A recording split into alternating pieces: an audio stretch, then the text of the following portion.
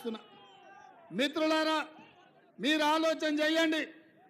ఆనాడు 1980లో దేశ రాజకీయాలలో కాంగ్రెస్ పార్టీ ఓడిపోయిన తర్వాత ఎన్నో వేగవంతమైన పరిణామాలు, ప్రజలకు అన్యాయం జరుగుతుంటే ఆనాడు శ్రీమతి ఇందిరాగాంధీ గారు కాంగ్రెస్ పార్టీ పక్షాన ఈ మెదక్ పార్లమెంటు నియోజకవర్గంలో 1980లో నిలబడితే లక్షలాది మెజారిటీ మీరు ఇవ్వడంతో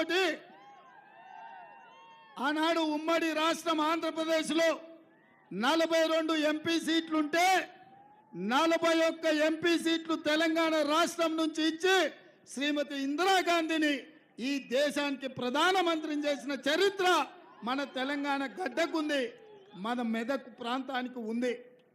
మిత్రులారా, ఆనాడు 80లో గెలిచిన ఇందిరమ్మ ఈ ప్రాంతంలో పరిశ్రమలను తెచ్చింది, పెట్టుబడులు ఇచ్చింది, ఈ ప్రాంతాన్ని అభివృద్ధి చేసింది.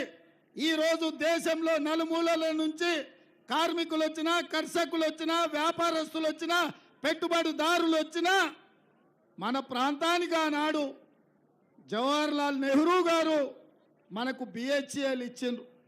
మన ఇందిరాగాంధీ గారు పటాన్ చెరువు పారిశ్రామిక వాడనిచ్చిండ్రు.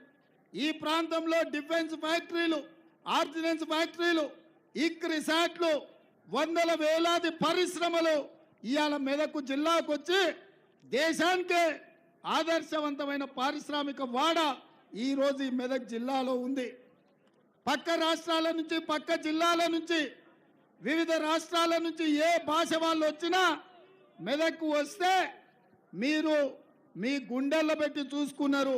అందరికీ బ్రతకడానికి అవకాశం ఇచ్చిండ్రు. మీరు గొప్ప మనసున్నోళ్ళు. ఈ ప్రాంత ప్రజలు మంచికి మారు పేరని ఇవాళ నేను చెప్పదలుచుకున్నా. అందుకే మిత్రులారా, ఇవాళ ఇందిరమ్మ నాయకత్వం వహించి ఈ దేశ ప్రధానమంత్రిగా ఈ మెదక్ పార్లమెంటు నుంచే ఇందిరాగాంధీ గారు నాయకత్వం వహించారు. మరి అట్లాంటి మెదక్ పార్లమెంటు ఒక బలహీన వర్గాల యువకుడికి ఏ తండ్రుల, తాతల, ముత్తాతల పేరు మీద రాలే, వందల వేల కోట్ల రూపాయలు చూసి ఇవ్వలే. బలహీన వర్గాలు ఒక ముదిరాజు బిడ్డకు మెదక్ పార్లమెంట్ నుంచి ఎన్నిక చేయాలి. ఇందిరాగాంధీ ప్రాతినిధ్యం వహించిన పార్లమెంటు నుంచి ఒక బలహీన వర్గాల బిడ్డను పార్లమెంటుకు పంపించాలన్న ఆలోచనతోని శ్రీమతి సోనియా గాంధీ గారు ఈరోజు ఈ సీట్ ఇచ్చిండ్రు. మిత్రులారా, అందుకే నేను అడుగుతున్న మిత్రులారా, ముఖ్యంగా మా గౌడన్నలను